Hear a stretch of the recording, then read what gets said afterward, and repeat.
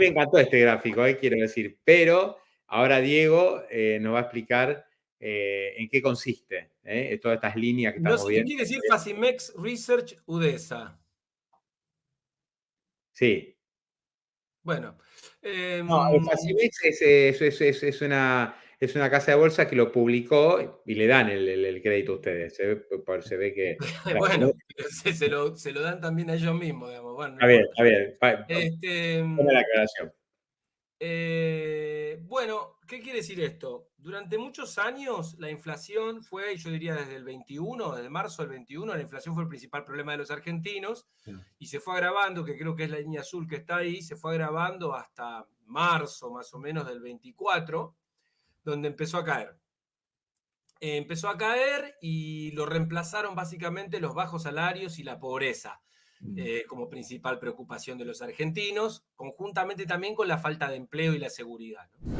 Hola, recordá suscribirte al canal de Ahora Play, darle like al video si te gusta y activar la campanita de notificaciones para estar al tanto de todo lo que pasa en el canal durante el día.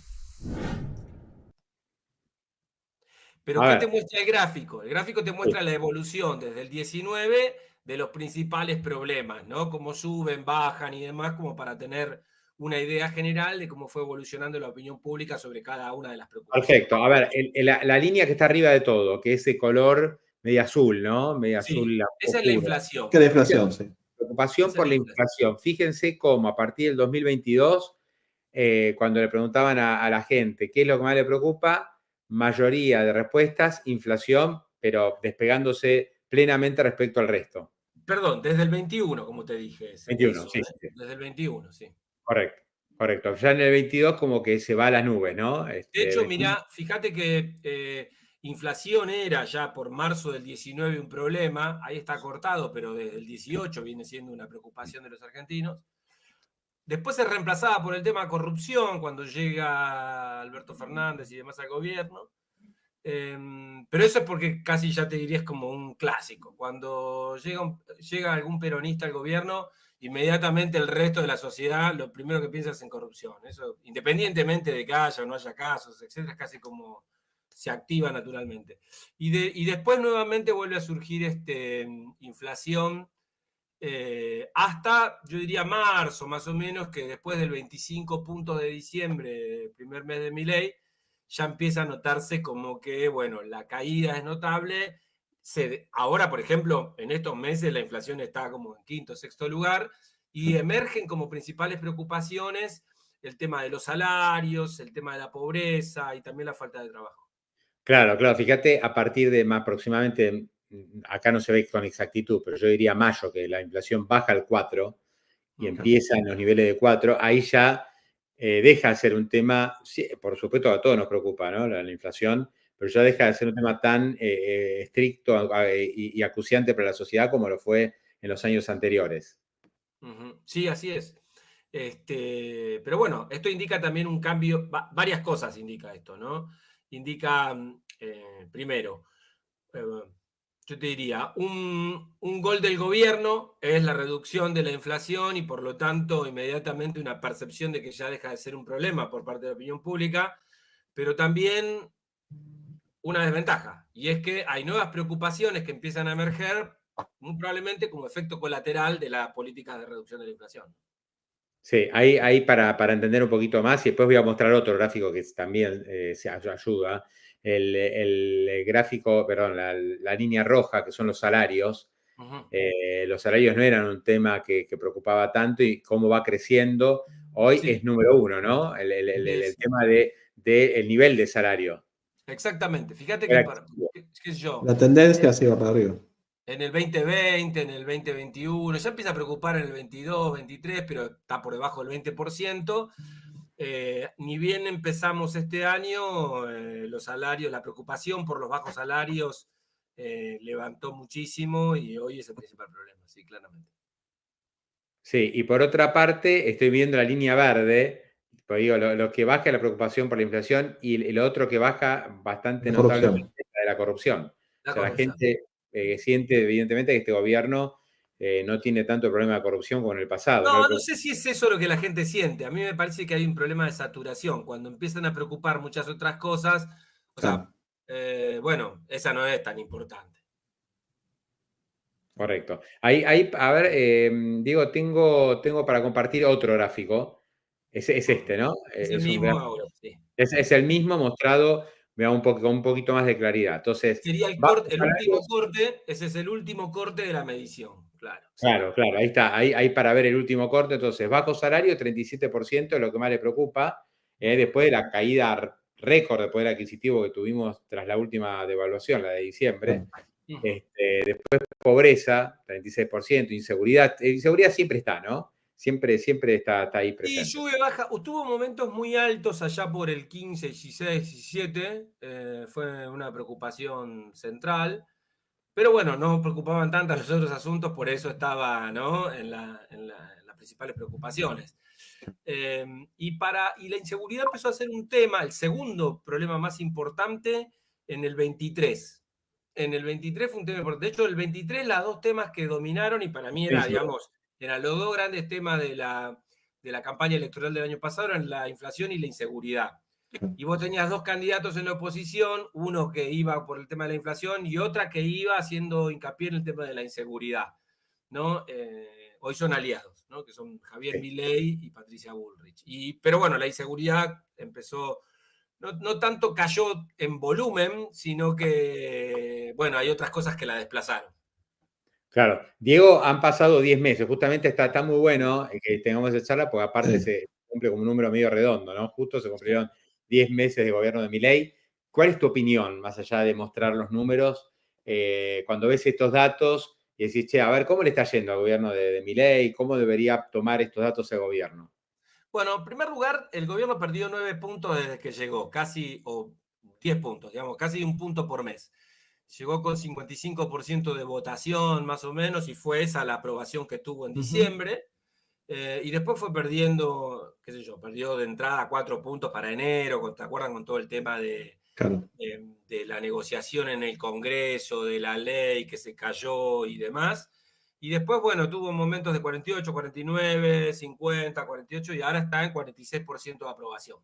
46, 45% de aprobación y aumentó la desaprobación a 51, 52%. O sea, ahí hay más gente que lo desaprueba. Perdón, tiene más desaprobación que aprobación.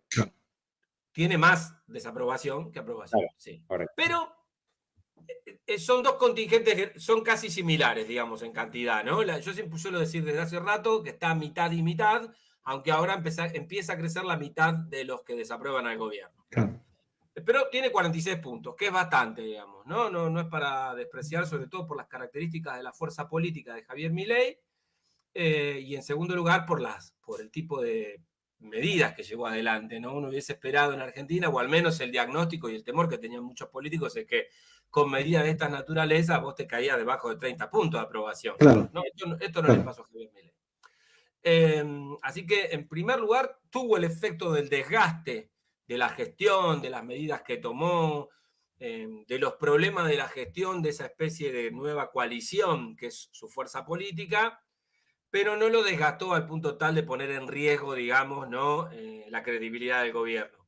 Digo esto porque sigue siendo el principal dirigente con mejor imagen de Argentina, hoy, Javier Milei, ¿no? Junto con Patricia Bullrich y Victoria Villarruel. Pero es él el jefe político, claramente, porque cuando vos le preguntás a los que aprueban al gobierno, excluyentemente Javier Milei tiene 86, 90 puntos de imagen positiva, ¿no? Bueno, yo creo que 40 y pico, no sé si eso es extrapolable para la elección legislativa, pero yo creo que todo el mundo está hablando de que si el gobierno logra 40% en la elección legislativa es un numerazo, ¿no? No si se falta. Logra, sí.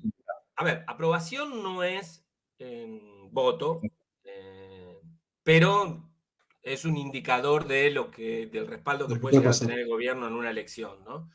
Lo que pasa es que falta un año y largo, digamos. No, bueno, un año, octubre del año que viene para la elección.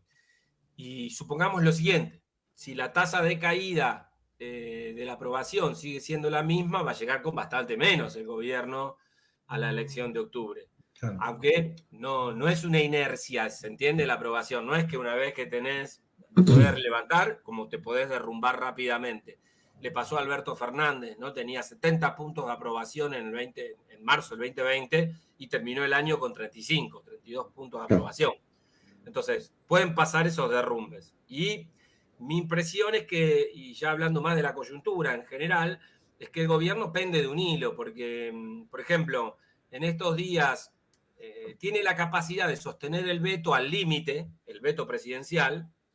Tiene una coalición, esto es una experiencia nueva en Argentina.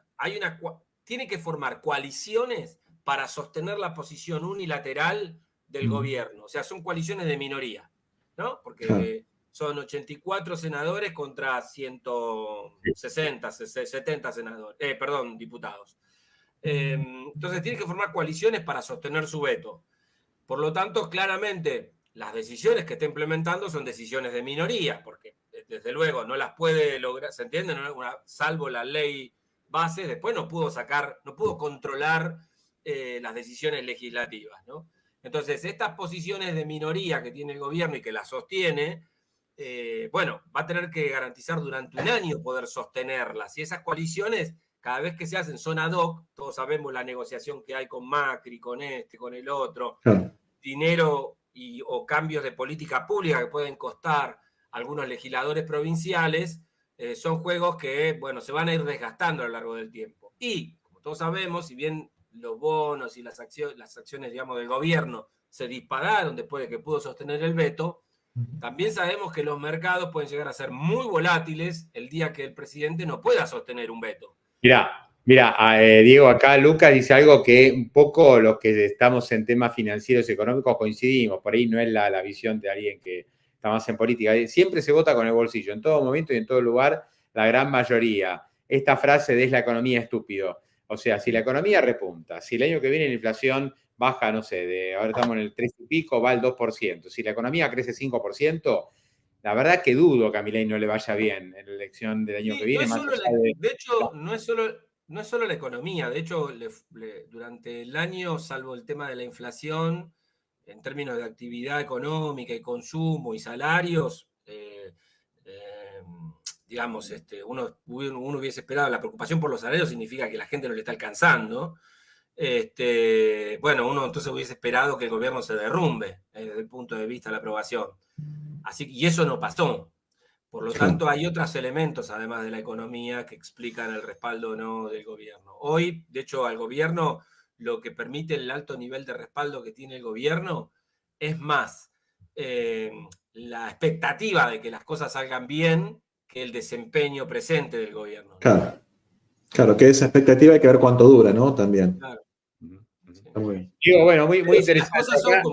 Pero si las cosas son como plantea él, la expectativa se va a confirmar. Claro. Ahora, el tema es que en la medida en que las expectativas no se confirmen, eso puede seguir erosionando el respaldo.